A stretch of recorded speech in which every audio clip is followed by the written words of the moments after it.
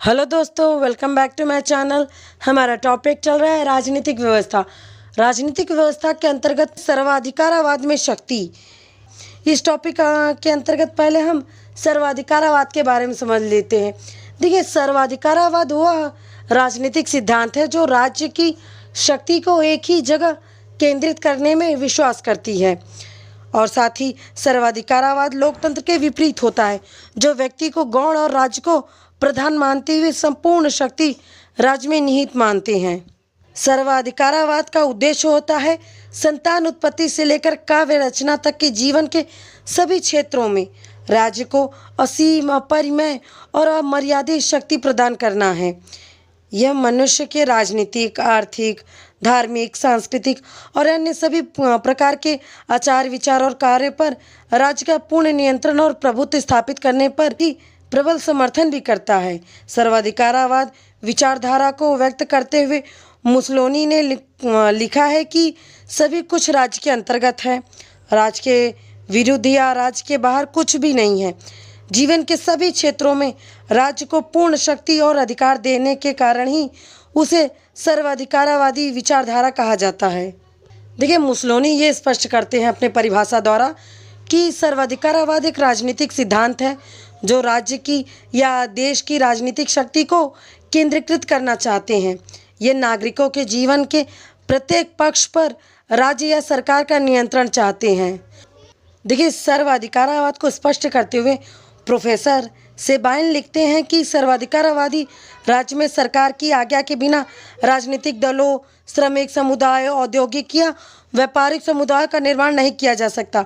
व्यक्ति न तो कोई व्यापार कर सकता है और न कोई काम। उसके आदेशों के अभाव में न कोई प्रकाशन किया जा सकता है और न कोई सार्वजनिक सभा ही। शिक्षा पर उनका पूर्ण अधिकार होता है और सैद्धांतिक दृष्टि से धर्म पर भी उनका ही अधिकार होता है। विश्राम और आमोदन प्रमोदन के साधन प्रचार के साधन का रूप धारण कर लेते हैं। इस प्रकार मानव के समस्त जीवन पर, कार्यकलापों पर राज्य का अधिकार स्थापित होता है और व्यक्ति का अपना कहने के लिए कुछ भी नहीं रह जाता है। इस तरह से प्रोफेसर सेबाइन इस बात को अच्छी तरह से स्पष्ट करते हैं सर्वाधिकारवाद को। साम्यवाद, फासीवाद और नाजीवाद सभी सर्वाधिकारवाद के ही उदाहरण हैं, लेकिन व्यवहार में सर्वाधिकारवाद का प्रयोग फासीवाद के लिए किया जाता है। प्रथम और द्वितीय विश्व युद्ध के बीच सर्वाधिकारवादी प्रवृत्ति का प्रसार हुआ। 1922 में मुसोलिनी के नेतृत्व में इटली में और 1933 में हिटलर के नेतृत्व में जर्मनी में नाजीवाद के रूप में सर्वाधिकारवाद का प्रचार हुआ। जापान, स्पेन, पुर्तगाल और हंगरी में फासीवाद के रूप में और रूस, चीन व पूर्वी यूरोपीय देशों में साम्यवाद के रूप में सर्वाधिकारवाद का प्रचलन रहा है। सर्वाधिकारवाद और शक्ति के संबंधों को हम कुछ पॉइंटों में समझ सकते हैं। जैसे पहले पॉइंट है कि सर्वाधिकारवाद में राज्य को सर्वशक्तिमान समझा जाता है। ये कहा जा सकता है कि सर्वाधिकारवादी मानते हैं कि राज्य को से ही कभी कोई भूल हो ही नहीं सकती है। सर्वाधिकारवाद में रेडियो, प्रेस और चलचित्र, रंगमंच, साहित्य आदि पर राज्य का नियंत्रण होता है। एक तरह से कह सकते हैं कि सर्वाधिकारवाद क्या होते हैं कि वे ना राज्य को पृथ्वी पर ईश्वर का साक्षात आगमन मानते हैं। दूसरे पॉइंट में हम कह सकते हैं कि सर्वाधिकारवाद लोकतंत्र का विरोधी है, क्योंकि वह जनता की शक्ति में विश्वास नहीं करते हैं। तीसरे पॉइंट में हम समझ सकते हैं कि सर्वाधिकारवाद बुद्धि और विवेक को अस्वीकार करते हैं और मानव की स्वाभाविक प्रवृत्तियों में विश्वास करते हैं। देखिए, सर्वाधिकारवाद का क्या मानना है कि तर्क और बुद्धि मानव को आगे नहीं बढ़ने देने चाहिए, इसलिए व्यक्ति को अपनी स्वाभाविक प्रेरणाओं और प्रवृत्तियों के आधार पर कार्य करना चाहिए। चौथे पॉइंट में सर्वाधिकारवाद अंतर्राष्ट्रीयवाद में विश्वास करते हैं। इसके उग्र और संकीर्ण राष्ट्रवाद और साम्राज्यवाद प्रवृत्तियों का जन्म होता है इससे। और पांचवें पॉइंट में सर्वाधिकारवाद का नैतिक सिद्धांतों और मूल्यों में विश्वास नहीं होता है।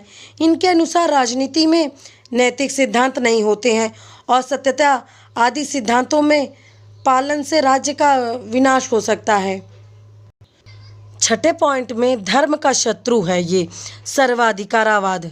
देखिए, सर्वाधिकारवाद धर्म के को राज्य के अधीन कर उसे निष्क्रिय शक्ति कर देना चाहते हैं, और इसलिए रूस, जर्मनी, इटली में धर्म को कम करने के अनेक उपाय किए गए हैं। इसमें सामाजिक विचारक स्पेंडर लिखते हैं कि रूस ने धर्म को समाप्त करने की, मुसोलिनी ने उसे निष्प्रमाण या फिर मतलब ख़त्म करने के लिए धर्म को बनाने, और साथ ही हिटलर ने उसे अधीन करने की चेष्टा की।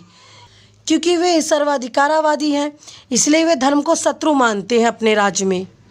देखिए, इन सभी बातों से ये स्पष्ट हो जाता है कि सर्वाधिकारवाद में राज्य की निरंकुश शक्ति में विश्वास किया गया है, और यह मानवीय स्वतंत्रता, उदारवाद, लोकतंत्र, धर्म और नैतिकता के सिद्धांतों का विरोधी है। सर्वाधिकारवादी विचारधारा को इसलिए स्वीकार किया गया है कि यह देशभक्ति की भावना उत्पन्न करते हैं और समस्या के समाधान करने में कुशल होते हैं।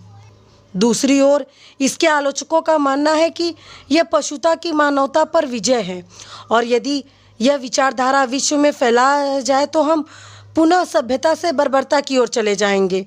यह राज्य को अधिक शक्तिशाली बनाकर मानव को उसका दास बना सकता है।